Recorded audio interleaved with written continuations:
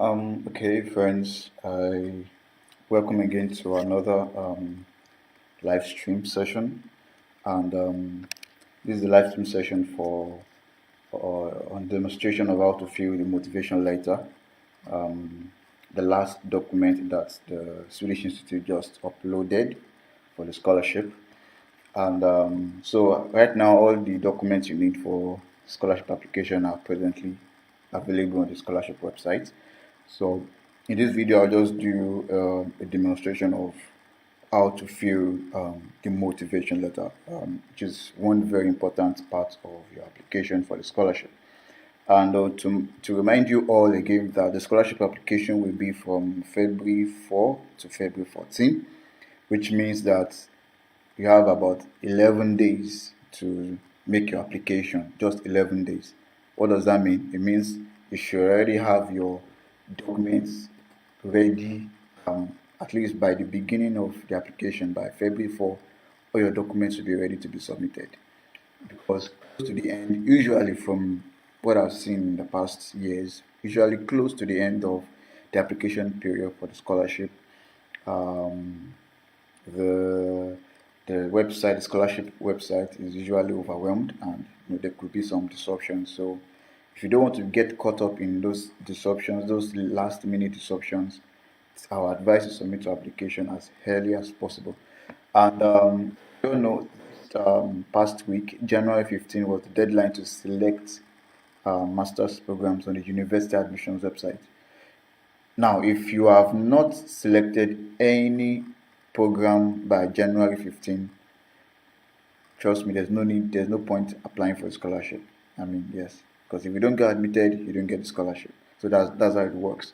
So I believe that most of you have I believe that most of you have already selected your master's programs, and please don't make any changes to your master's applications at this point, except if you want to upload documents and pay your application fee. The deadline for paying application fee and uploading your documents is February 1, which is about 11 days away from now. But you can't make any applications to your selections of courses. You can't delete, because that means if you delete any course, it will make your applications to be a late application. And if your application is a late application, I mean, your chances of getting the scholarship are very, very slim. So don't touch your selections, just leave them as they are. Don't arrange them again, don't rank them again, just leave them as they are. All you have to do is submit your documents for the master's application if you have not submitted them. As I said earlier, deadline is February 1. And if you've not paid your application fee, pay it as soon as possible. The deadline is February 1. So now let's get into the reason why we are here. As you know, this is a scholarship website, and of course, you're all familiar with it. You're all familiar with the website, and I hope you can hear me very well, because we are getting into some serious stuff now. So if you scroll down, you can see where the motivation letter template is. Click on it to download, and then so this is the motivation letter for the scholarship. It's a pretty simple document to fill, easy to fill. All you have to do is fill in your details. Let me say details. Let me come up with a name. First name is Abiola. Well, these are the names, so I'm just coming up with something. Then surname is let's say BB. Now you can decide to just have just one name here, but to more specific that this is your application, your person. The second name, the middle name, can add your middle name, of course, to that. Then your surname, then date of birth for the formats. Let's say 1995, March. Country of citizenship, Um, let's say Nigeria, country of current residence. Which country are you living in presently? Let's say it's Nigeria. Then occupational status. What are you doing presently? Are you working? Are you a student? Where are you working? And all and all. So just choose one. Just click on it. When you click on choose one, drop down button. So just click on the drop down button to select to make a choice. So in this list we have employed, freelancer. We are seeking employment, students, caring for dependents full-time, employed and studying, involved in student organization, and other specified. So what they are saying is, what are you doing presently? Occupational status. What are you doing presently? Are you a student? Are you working, which is employed? If you are working, you choose employed, or you have a business, or you are freelancing, the first one. You are looking for employment, or maybe you don't have a job presently. You click on maybe employment, or if you are presently a student, click on student. If you're employed and studying at the same time, click on employed and studying. Involved in student, anyone that applies to you, just click on it. Of you are employed, so let's say this employee, your workplace. Now, what they're saying is, if you are working presently, just give the name of the company. Lifelong Limited. If you are currently a student, provide the name of your university. If you are working, just provide the name of where you are working. What they are saying, which organization are you there? Are you at present? Are you studying? Are you working? Provide the name of the university. Or if you are working, provide the name of the company you are working at.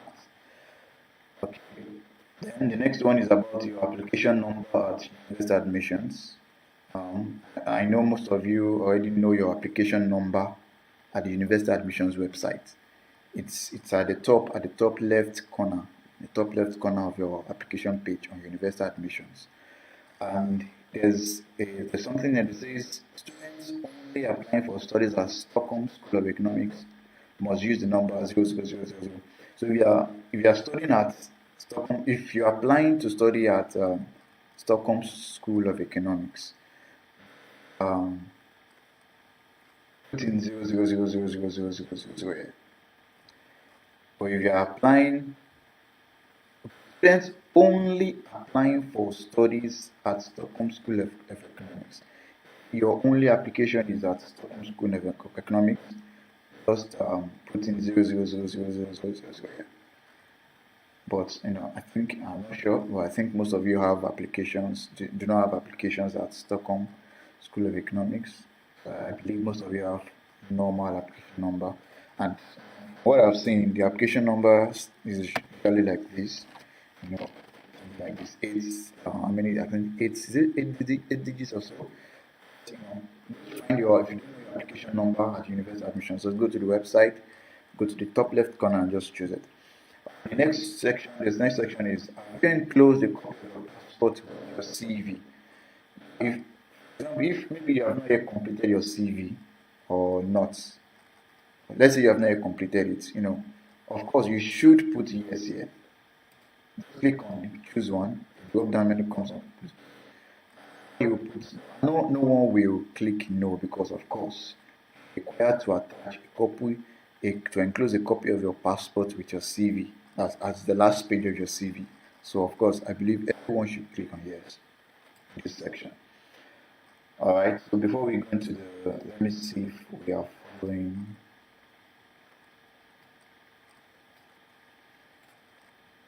Alright, the next section is about the master's programs you are applying for. The instruction says, the information requested below about the programs you have applied for, exact same order ranking as you listed them when applying to university admissions. Hold control and click on the links to see more information.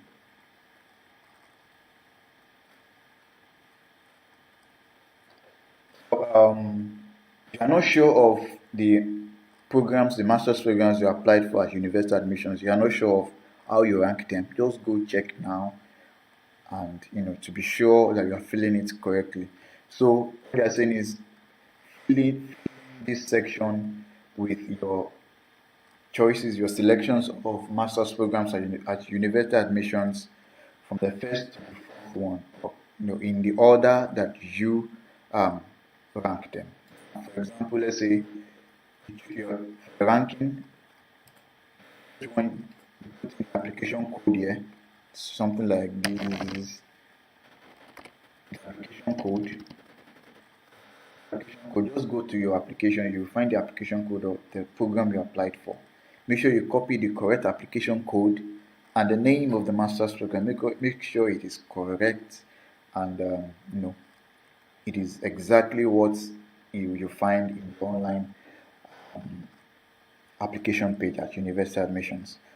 In the application code, and then the name of the master's program, and then the second one, rank 2, application code and the name of the master's program. To the third choice, rank 3, the application code and the name of the master's program. Choice, the number 4, the name of the master's program and the application code and the name of the master's program. So I believe that is quite easy to fill. Now, for those who apply to Stockholm School of Economics, please fill out the information here. So if you apply to Stockholm School of Economics, the information about that School of Economics, Stockholm School of Economics, in this part. I hope that is clear. If you have questions, we can just let me just go over the motivation letter, then we can tackle them at the end of the presentation. So let's go to the main parts of the CV, of the motivation letter. So the introduction, let me read this out. It says the goal of the Swedish Institute is for our scholarship holders to play an active role in the society in which they live. Your scholarship application should show an ambition to work with issues which within your context and field of study or research contribute to a global development in general and to the development of your country and region in particular.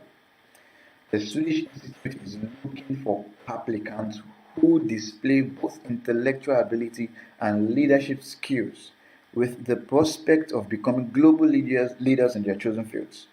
Ideal candidates are ambitious professionals who are able to demonstrate work and leadership experience and who have a clear idea of how a particular master's program in Sweden would benefit their country.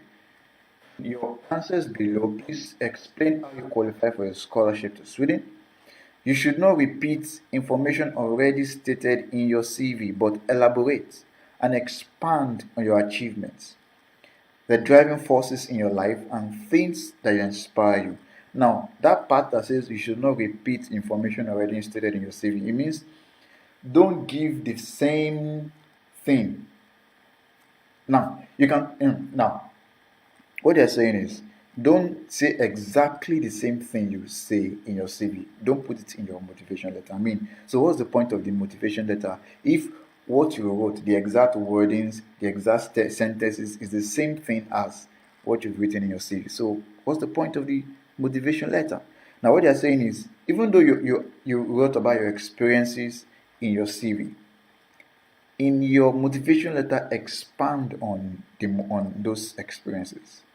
Give details about those experiences. It may be the same experience, but in the motivation letter they are saying expand on it, elaborate, give more details. How were you able to do it? How many people were affected because you did this? How many people's lives improved because you did this? Provide details, expand, elaborate on those achievements and those experiences. That is what they are asking for. They are not asking you to give the same sentence. It may be about the same experiences, but now it's better to talk about different experiences from your CV and your motivation letter. It's better because it shows to the scholarship committee that, oh, this person has a broad range of experiences. because what she talked about in the CV is different from what she talked about in the motivation letters. This person has a broad range of experiences, but if you don't have still the same experience that you're talking about in your CV or your motivation letter, don't use the exact same words and sentences to describe it in the motivation letter. If in your CV you said, I had an experience, you know, I worked at this place and I did this and that at that place. In your motivation letter, go deeper in that experience. Provide an example of a scenario in that work experience or in that leadership experience. Provide an example of an activity in that work experience that you did.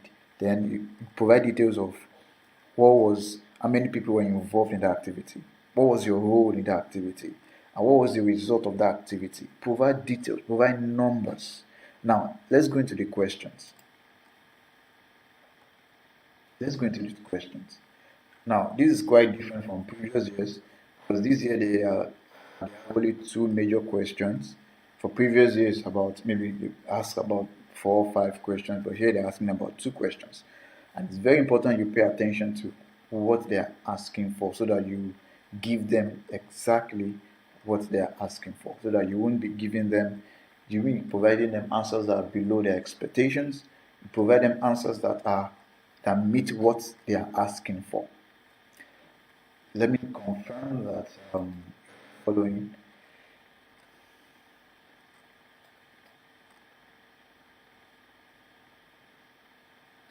All right, so this question says, describe your current possibilities. Describe your current possibilities to influence and develop processes and work carried out within your organization or network, and how the master's program in Sweden can enhance your abilities to do so to a greater extent. Use concrete examples. See, the concrete is underlined. Concrete examples. You're not asking for vague answers. In other words, provide details to the most detailed level. And one way of providing detailed concrete examples is talking about dates, talking about number of people that you worked with, talking about how many people's lives or what was the outcome of that activity. Talk about what you did in that activity. What did you do? Now, I hope you understand what concrete means. Now, let's now go to the question and try to understand what they are trying to ask for. Describe your current possibilities in terms of your role, position, and mandate. Your current possibilities, your possibilities to influence and develop processes and work carried out within your organization and network. Now, because you need to understand the mindset of the Swedish Institute, what they are looking for. For you to understand the mindset of the Swedish Institute, let me say this. Now, what the Swedish Institute is looking for is they are looking for people who have the capacity to influence change in their society. And they are not just looking for just anybody. They want people with proven track records. Because that's the purpose of the scholarship.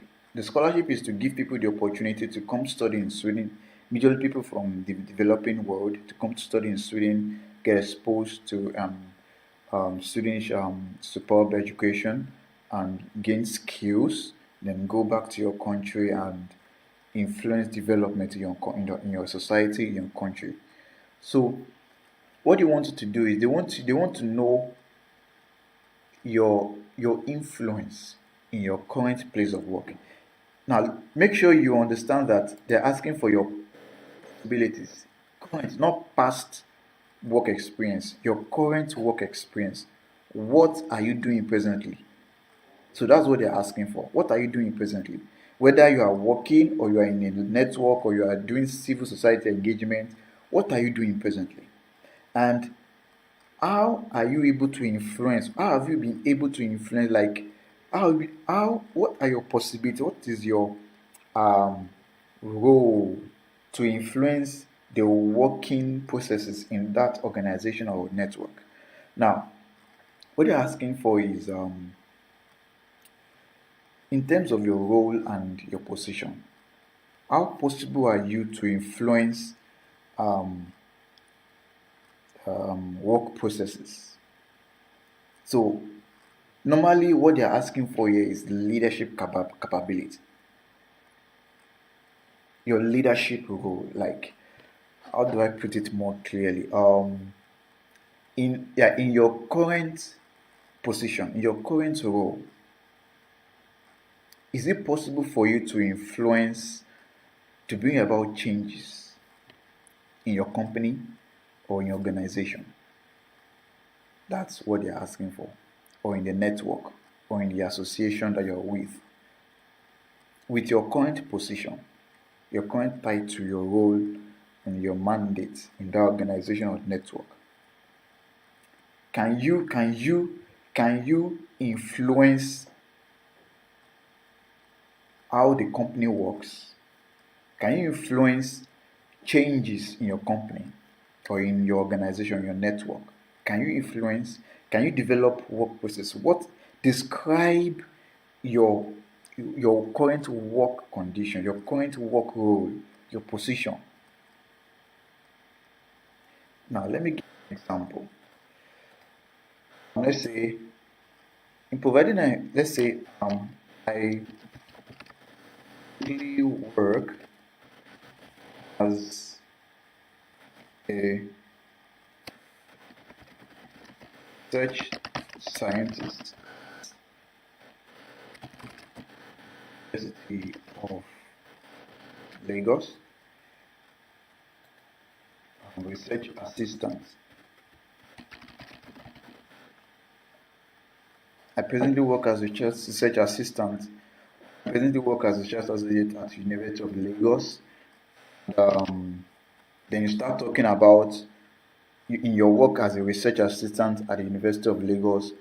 How have you influenced um, research or the working processes in your department? Um, in my work as a research assistant, I've worked with a particular professor who is a leading researcher in this field to conduct research in molecular biology, and our research has brought up has led to the invention or to invention of this particular product. My role, then you describe your role. You have to be specific in your role. Don't just describe what the organization does, or describe your role, your role in that activity. And in my capacity as a research assistant, I helped him to analyze um, samples of culture, culture samples. I helped him to um, do this and that, and as a result of what I did, my uh, I am a professor are regarded as co were regarded as co-authors of an international paper that was published in a journal, and the result of our work, the research from our work has been applied in this society, in this in this organize in this so, community, and the community has experienced a reduction in the number of sick people. You know, describe your current work um, situation. Now, we are still on the first question, and that's the first part of the first question. Describe your current work role and position, and how you can influence, how in the past, or how that role gives you, or how you, in that role you've been able to influence changes, you've been able to bring about innovations or something remarkable, you've been able to do something remarkable in that organization, in that network, by virtue of your position or by virtue of your role. Describe that role. Describe that role. Describe an example of situations, activities that you did that will buttress the fact that you've been able to influence, to bring about to do something remarkable. And then the second part of this first question is how master's program in Sweden that you want to study will enhance your abilities to do your current work to a greater extent.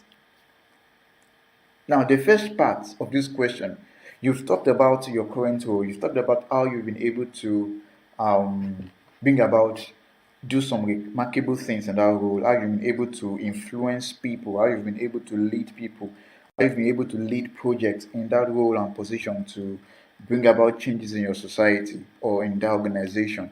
You've answered that. Then, in the second part of that question, the first question, the master's program that you want to study in Sweden, how will that master's program enhance your abilities? How will that master's program equip you to be able to do more of what you are doing presently? You can see. So that means you have to be able to find a way to connect the master's program you're doing and what you will gain. In other words, what are you going to gain for the master's program that will help you to become a better research assistant, for example? So maybe you are going to study medicinal microbiology at University of Lund. Lund University. So you specifically talk about what the quality, the things, specific unique things about the molecular medicine master's program at Lund.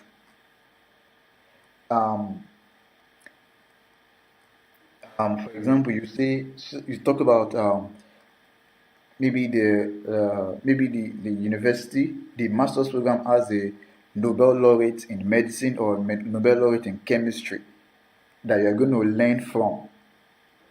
You mentioned that. Or maybe the department is the most innovative department. They are the ones that publish the most papers in Sweden, the most medicinal papers, academic papers in Sweden. You mentioned that. Or maybe the master's program, you're going to be learning about doing groundbreaking research in a part of medicine that has never been done before. Maybe that's part of the master's program. You mention it because then you talk about, okay, this master's program, it involves there's a Nobel laureate in chemistry involved who has done great research in molecular biology. I'm going to learn this from him. This is what he teaches at the university. I'm going to learn this from him. Or this master's program, it involves learning about research, learning from um, learning from um, a faculty that is the most published faculty in all of Europe. That shows that you've studied the peculiarities of your master's program that you want to study and how it's going to help you to become a better research assistant in the future. You give details, provide details, concrete examples. Don't just provide vague answers. I hope this is very clear. Now, you may have a question that, okay, does that mean that I have to have 4 different motivation letters since we are going to be submitting motivation letters for each course you applied for at university admissions? Well, it's not compulsory. University admissions advice says that you can have the same motivation letter for everything. But because of this question 1 that they're asking about the master's program. So, of course, we want to talk about all the 4 master's programs here in this part. So, I will advise, it's my opinion, that you have motivation letter for each master's program that you are studying. But I believe that most of you are applying to programs that are quite similar, so you don't have to change much really. If you write your response for the first, then if you look at the response and you know it won't fit very well with another master's program that you want to write motivation letter for, change it, of course. It's better to write master specific specific motivation letters for each master's program. Of course, you can talk about your current work as a research assistant, maybe a research assistant at the University of Lagos in the same in all of the motivation letters, but you talk about the peculiarities of each master's program to your work as a research assistant at the University of Lagos. I hope you understand. I mean, you can talk about the same work. Okay, I presently work as this and this and that, and in this work I've been able to do this. I can do this in my work. This is what I've been able to do. I've done this and this and this and that. And this master's program will help me to do this. So the work experience, what you described here, the leadership experience or your role and your position can be the same. That should be the same for all the motivation letters. But the details about the master's program should be different because all master's programs in Sweden are not the same, even though they have the same similar titles. Because they are offered, because they are different master's programs, they have different peculiarities. I hope you understand. So let me see if you follow that.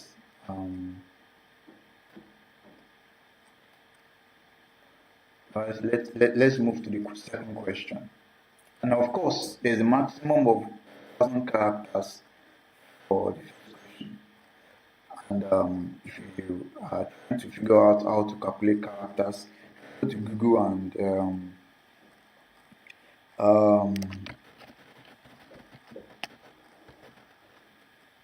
then you go to an online character checker that will help you to count the number of characters that you're typing.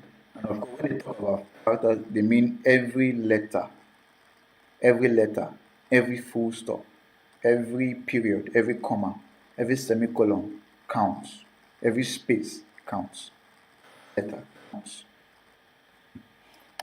So, like I'll type something now, then click on one characters. That's because, or let me write a simple word.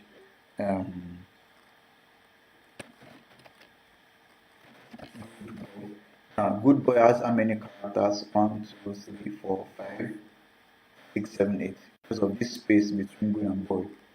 The space between good and boy is the character. So 1, 2, 3, 4, 5, 6, 7, 8. 8 characters. Let's see if that's correct. 9 characters.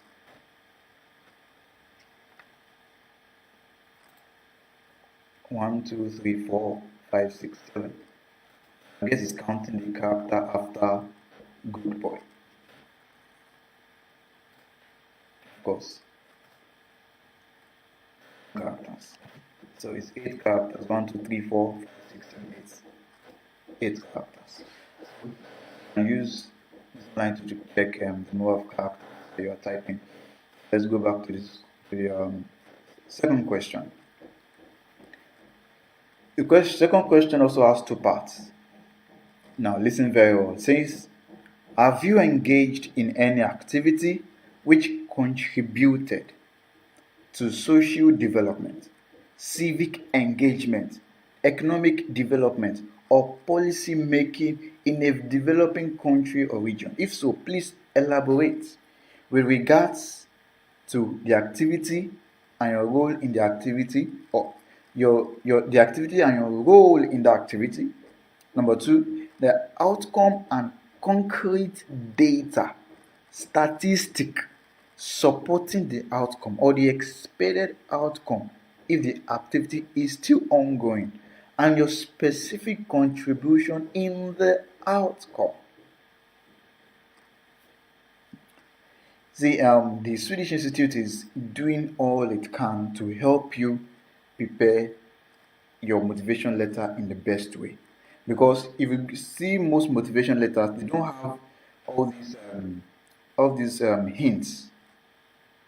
They don't tell you provide concrete data because, of course, every motivation letter, whatever application it is, job, scholarship, master's admission in any country, you are supposed to provide concrete data, statistic, numbers, dates. You are supposed to provide those concrete data. But students very nice. They are trying to help you to win the scholarship, so they are giving you hints. Provide concrete data, statistic supporting the outcome, because this is how they know how genuine that experience or that activity that you had was, how credible it is. This is how they know. Now, the difference between the first and second question, but let me say there are two differences at least. First question is talking about your current, what you are doing currently. Describe how you have been able to influence, or how you are influencing work conditions, or how you are doing anything remarkable in your current job, in your current involvement in network or civic engagement. Currently, in your current position. That's in terms of your position currently. The second question is about a past activity, an activity in the past. Now, it might be an activity in the same work that you are doing presently, but they're asking for the activity in the past. An activity you did, a project you did in the past, something you did in the past. It might be in the same work that you currently have, might be in the same network you're currently in, but it's an activity from the past. Past activity. And then, second question, they are quite specific. They are not talking about um, work.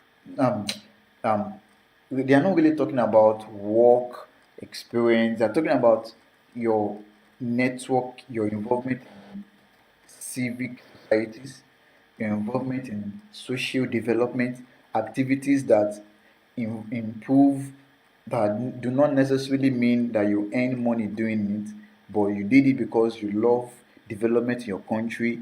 Maybe it's in terms of health for your community, in terms of voting, maybe it's elections, you're involved in elections, um, educating the populace about the importance of elections and voting the right people, or it's about a social enterprise, something that you did that was not out of, that you were not expecting payment for exactly. You know, where you can be paid for it, but it's largely for the society, for the people in your immediate community. So they are asking for that activity that you did in your own country or any other developing country.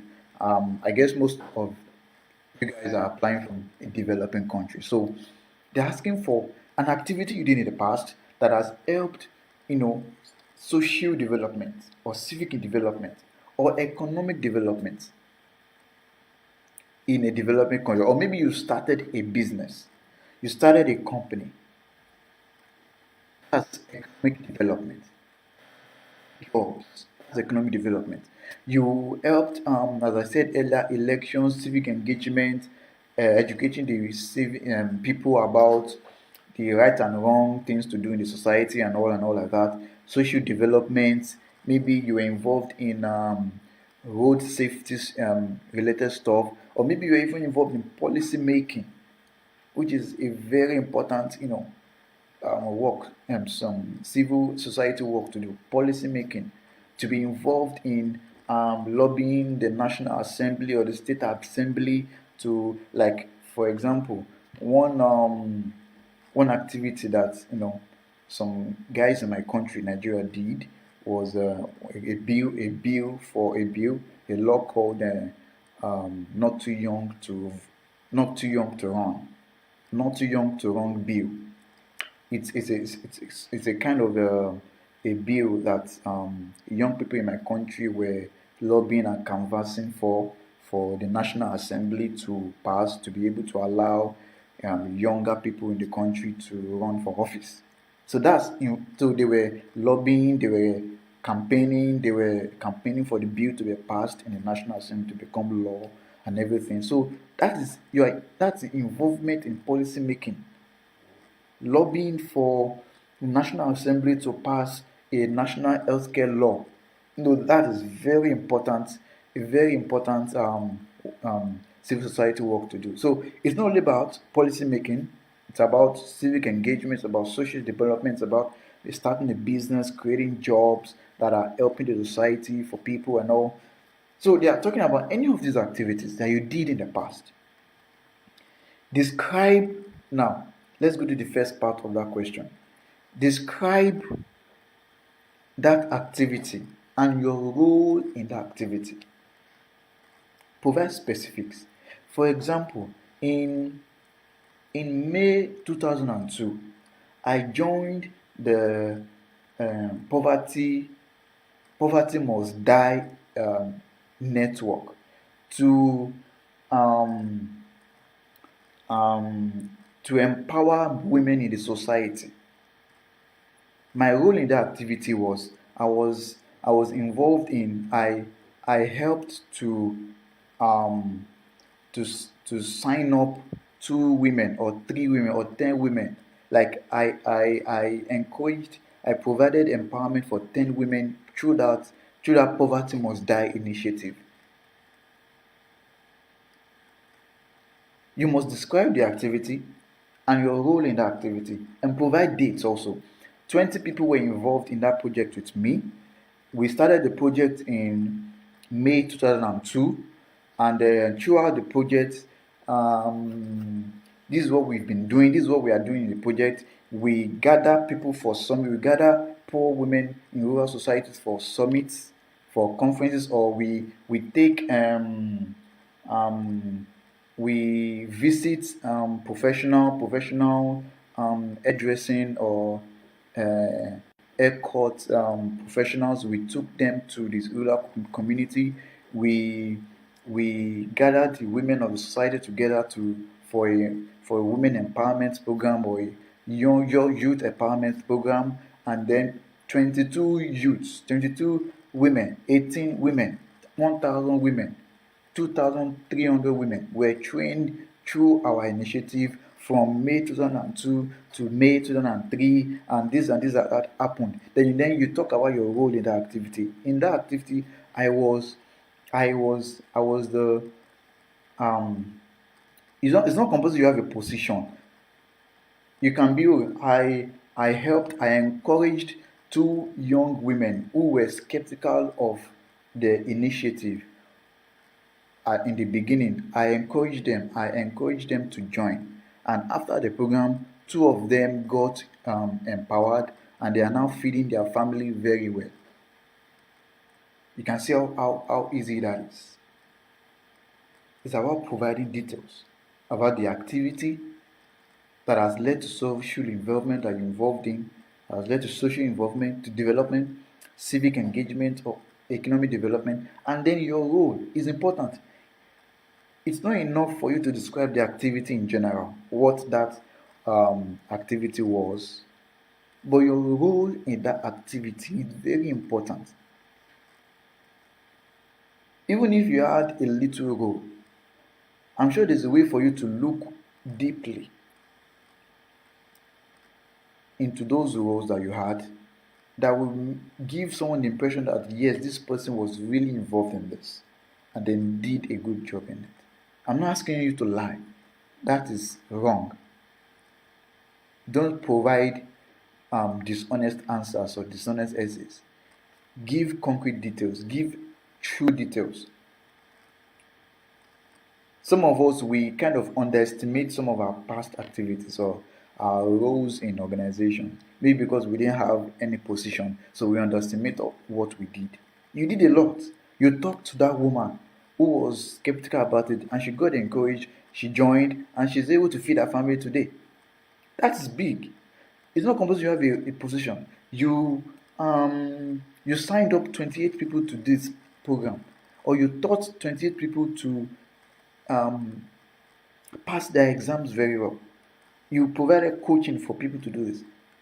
Those are very important activities.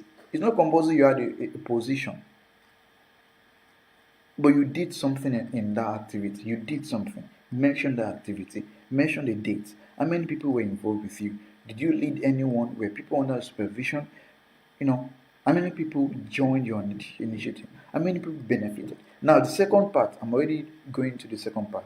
The second part of this question says, describe the outcome and concrete data supporting the outcome. So that's what I've been saying all the while. What was the outcome of that activity? So they are saying refer to one activity in the past that you did. Refer to that particular activity. So if you are referring to a particular activity, that means you must mention when the activity took place, where that activity took place, who and who was involved, how many people were involved in that activity with you, what was your role in that activity, how many people benefited from that activity, what is the data, how many people were trained, how many people benefited from your research, how many people benefited from that what you did. Then they said mention your specific contribution in the outcome. It's not enough for you to describe the outcome and then give the data about the outcome. What was your role in delivering that result? As I said, it's not compulsory you had a position and a title. You must have done something. Look deeply very well. You will discover that you gave a very important contribution to the result or the outcome that activity produced. So, and then the maximum number of characters for this is 1,200 characters. So hope that's been very clear. I hope that's very clear. I hope that's very clear. So if you have any questions, you can shoot now and we'll look at how we can answer them.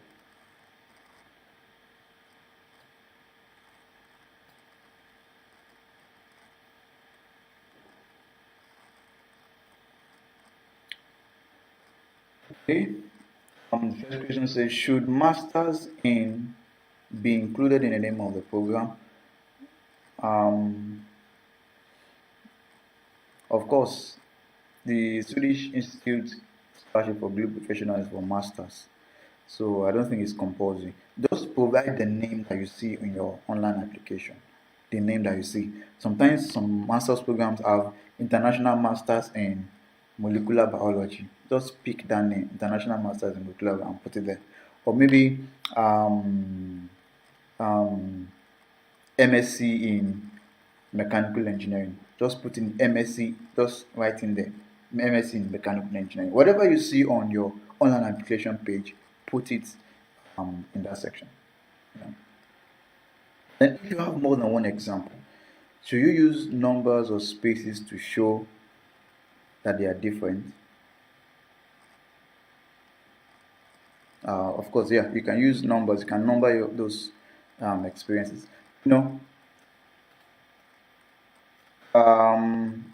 In this second question, I think the first one they are asking for use concrete examples. So you can write all of them together without numbering them, without listing them in a number system. You're just writing them together together like that. It's not compulsory that numbered or numbered, but you can do that. It makes your essay more presentable. You can do that. Must the network or civil engagement? This question is not clear. Can you just write it again? So this question is: if I would like to apply for one master holding, can I ignore to write the other master which are in application? That is not safe. That is risky. Because what if you are not admitted for that master that you sent in the scholarship application for? What if you are not admitted for it in university admissions? So that's why Swedish Institute advises that you create applications for each master's program you applied for, because if you only apply for one, if you only submit scholarship application for just one of the master's programs you apply to on university admissions, and then you don't get admitted for that master's program, you will lose the scholarship. You will lose your ability to get the scholarship.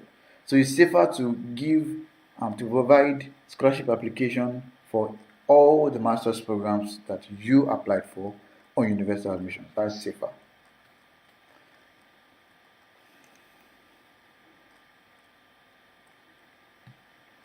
Okay.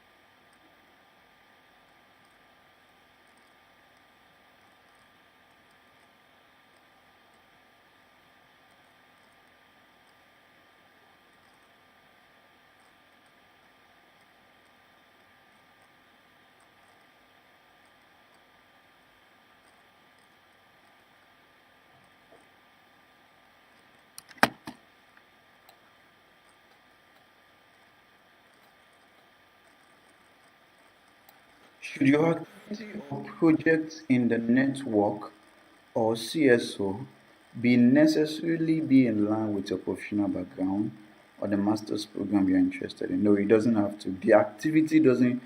That's it's talking about the second question. Um, Second question whether the activity has to be in line with your professional background, the master's program. Of course, it doesn't have to be, or in fact, most times it won't, because they are talking about public engagement or policy making. So what they are looking for is not connection with, here in this second part, is not the connection with your master's program or um, your professional experience. That's not what they're asking. Looking for one part. What they're looking for is your ability to network with people and influence change in your society. So that's what they're looking for. That's why they are mentioning your role, like you should describe the activity and your role in the activity. That's what they are looking for. Your ability to influence people, to gather people, your ability to change lives, to influence development. That's what they're looking for in the second question. So it's not compulsory, it's related to your professional experience or your master's program. I'm talking about the second question.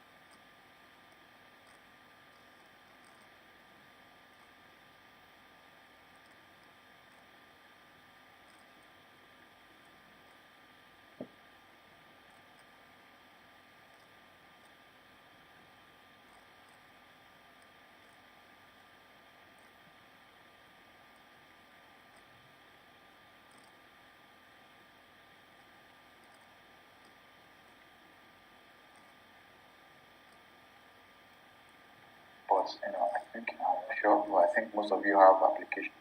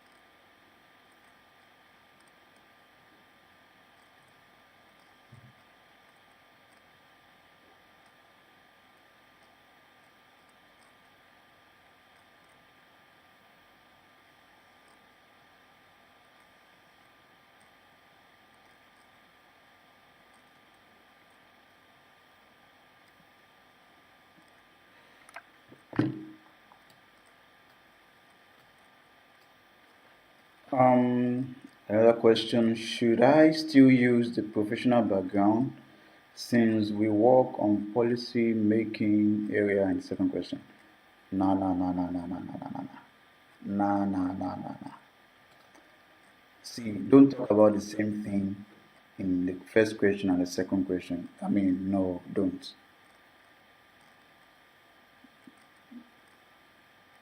Okay, it might be the same experience. Maybe you are involved in. Might be your.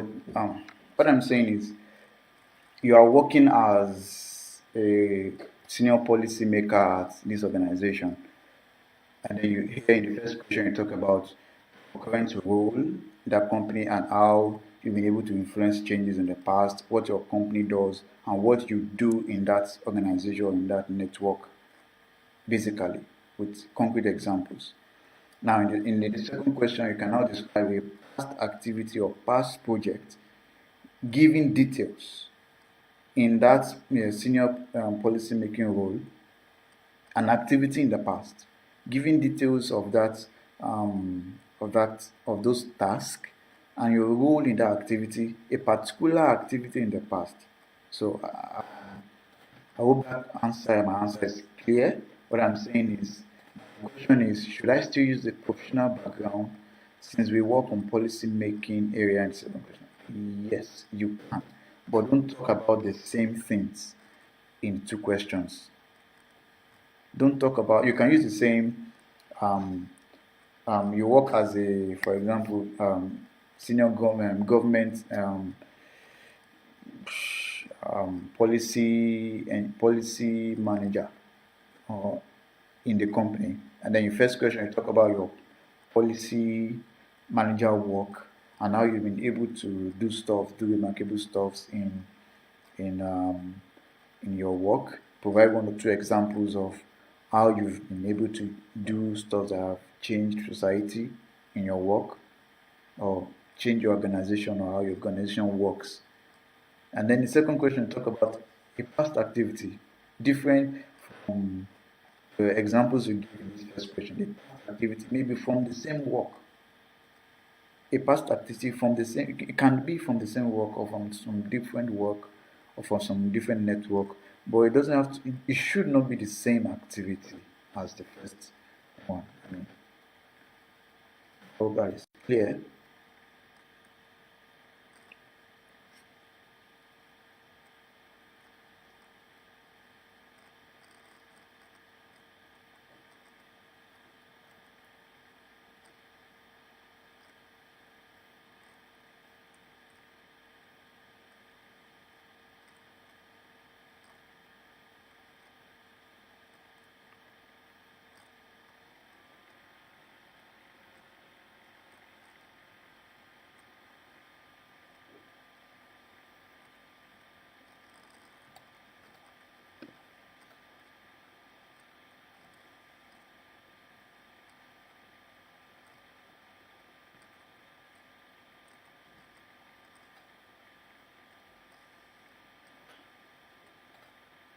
Would this be considered?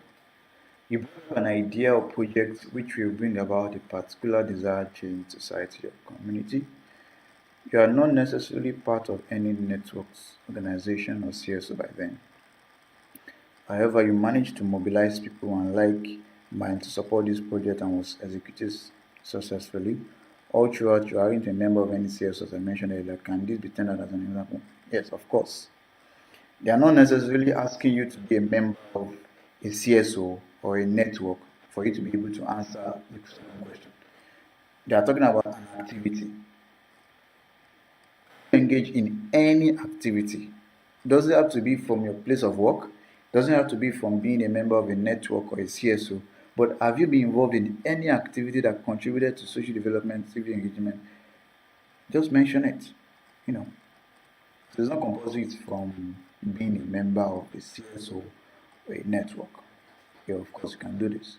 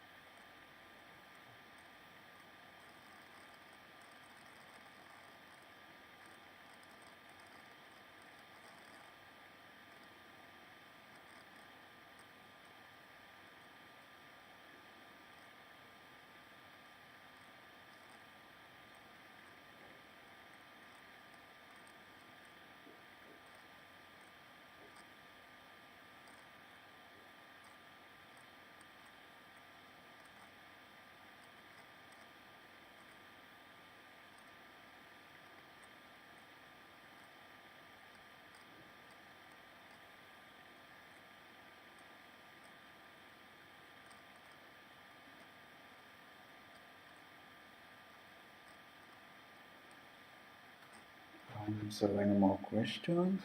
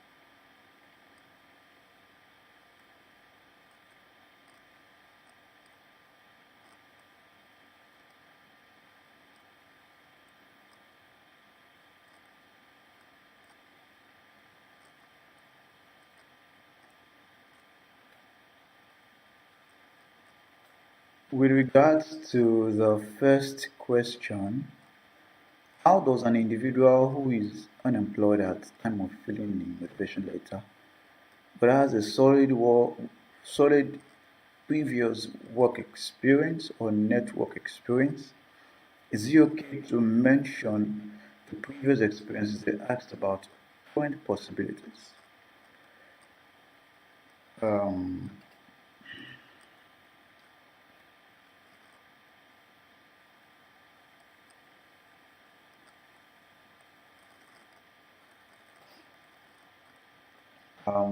okay, my personal opinion now is that since if you are not working presently, um, you can talk about your experience from your last place of work. That's a personal opinion. So you can just talk about your experience from your last place of work and how you were able to influence things in your last place of work, or how you were able to do some remarkable stuff in your last place of work in terms of your role and your position.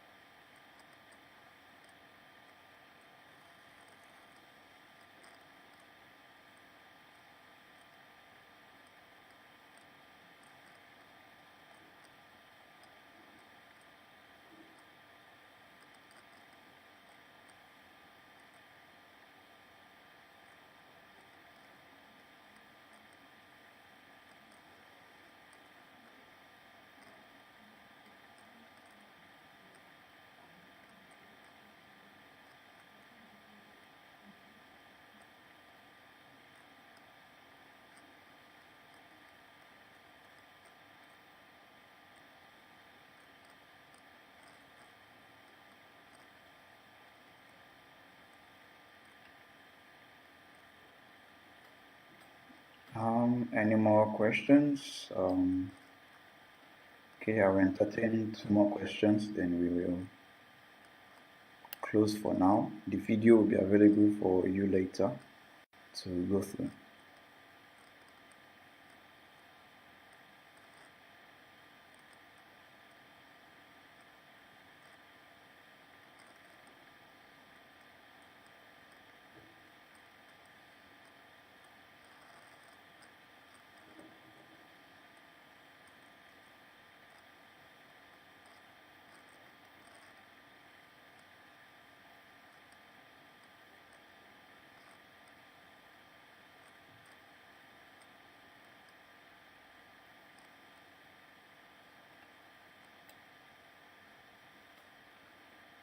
Websites links allowed in the answers one provide in the motivation letter for the purpose of further proof.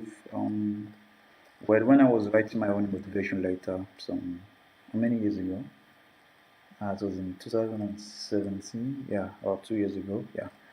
When I was writing my motivation letter, I included short links, linked website links in my motivation letter to buttress my points. Um, it's not compulsory, but I don't think they will frown at it if you include it. I don't think it will affect your application. If you have it, you can include a link to improve the credibility of your claims. But if you don't have it, it's not compulsory because they didn't ask for it. One last question.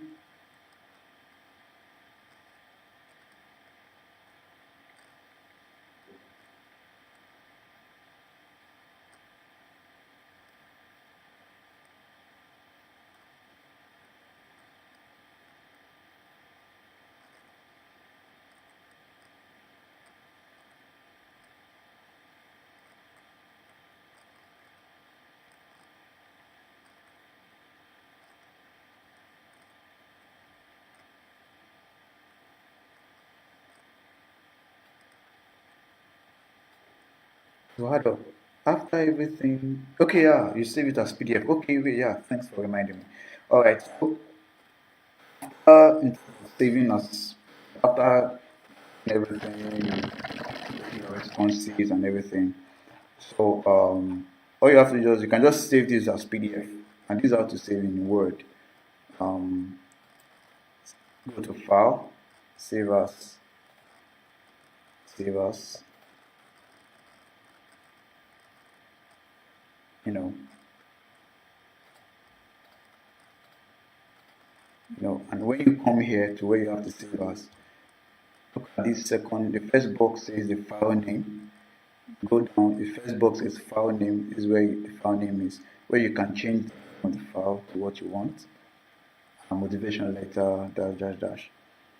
The second field is for the type of the document, and then when you click on that, you see a list of options. Here you have PDF, save as PDF. So just click on PDF, and then after you are done, just click on save. The document will be saved as PDF, whatever folder you want. Save as PDF. It's just simple, just save as PDF straight.